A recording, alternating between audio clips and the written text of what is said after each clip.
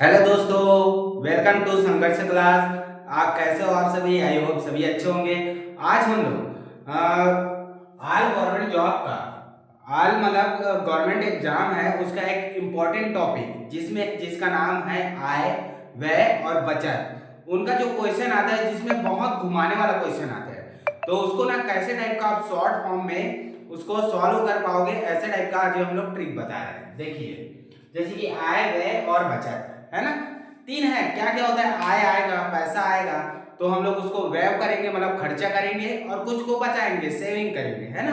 तो इसमें तीन ही कॉन्सेप्ट है, आय व्यय और बचत, है ना। और उसमें अच्छा खासा क्वेश्चन आता है और घुमाने वाला क्वेश्चन आता है। ये देखिए कैसे टाइप आता है। एक ही आय का व्यय 60% है। पहले ऐसे बना लेंगे, आय व्यय और बचत, है ना। मतलब इन दोनों को जोड़ेंगे तो आय होगा, आय मतलब इनकम, है ना। तो 60% है।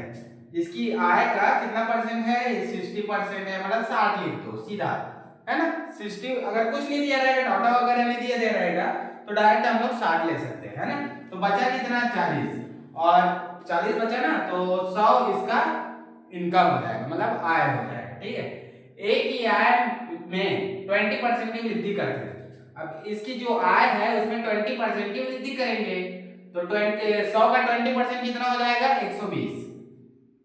मतलब 20 होता है तो 100 को भी जोड़ेंगे ना, तो 120, है ना। और उनकी बचत में 10% की वृद्धि करते हैं, तो 40 का 10% कितना होगा? 40 का 10% वृद्धि करते हैं ना, 40 का 10% 4 होगा, है ना। तो जोड़ेंगे तो कितना हो जाएगा? 44, ठीक है। वृद्धि करते हैं, और उनकी व्यय में कितने प्रतिशत की वृद्धि होगी?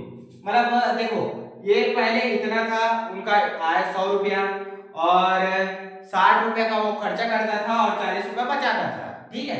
और उसके बाद अगले महीना उसकी इनकम में 20% की वृद्धि हो गई, जिसके कारण वो कितना हो गया? 120 रुपया। अब उसकी बचत में 10% की वृद्धि हो गई, मतलब जो जितना वो 40 रुपया पहले जब बचत करते थे, अब सीधा 44 का कर रहे हैं, ठीक है। तो उसके व्यय में अब खर्चा कितना प्रतिशत बढ़ गया, ऐसा करके पूछ रहा है ना। या परसेंट भी पूछता है, या तो फिर उसका कितना रुपया बढ़ गया है, ऐसा भी क्वेश्चन आता है। तो देखो, 120 में 44 माइनस कर दो, तो 10 में से 4 गया 6, 11 में से 4 गया 7, ठीक है। तो ये 76 हो गया, है ना। तो कितना का वृद्धि हुआ? मतलब ये सीधे 16 का वृद्धि हुआ, है ना। 16 का वृद्धि हुआ किसके ऊपर? 60 के ऊपर इंटू 100, ठीक है। ये सॉल्व कर लो,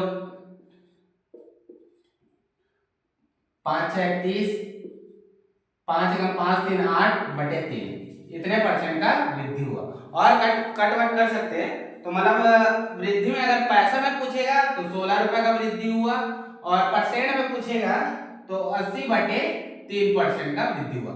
एक पॉइंट में आएगा, उसी कारण डायरेक्ट ऐसे कर दिए, एकदम सॉल्वर। कोई भी टाइप का क्वेश्चन आए, आप लोग ये सिर्फ फार्मूला याद रखो, आय का मतलब खर्चा करना और बचत करना, यही है। और इसमें ना बहुत ज्यादा क्वेश्चन आता है इसका हर गवर्नमेंट एग्जाम में, चाहे रेलवे हो, व्यापम हो, एसएससी हो, पीएससी हो, कोई भी सा।